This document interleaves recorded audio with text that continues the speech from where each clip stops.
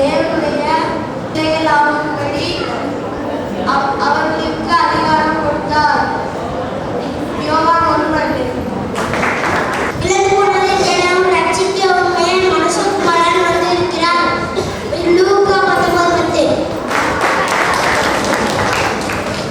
தேவன் தம்முடைய ஒரே பேரான குமாரனை விசுவாசிக்கிறவன் எவனோ அவன் கெட்டு போகாமல் நித்திய ஜீவன் அடைபடிக்கு அவரை தந்தருளி இவ்வளவாய் உலகத்தில் அன்பு கூர்ந்தார். யோவான் 3:16. லூக்கா 2:10, 11, 12, 13.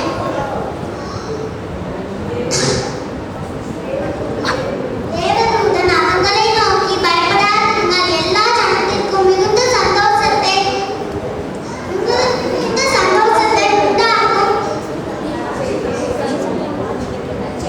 நற்செய்தியை உங்களுக்கு அறிவிக்கிறேன். இன்று கர்த்தராகிய கிறிஸ்து என்னும் இரட்சகர் உங்களுக்கு தாவீதின் ஊரிலே பிறந்திருக்கிறார்.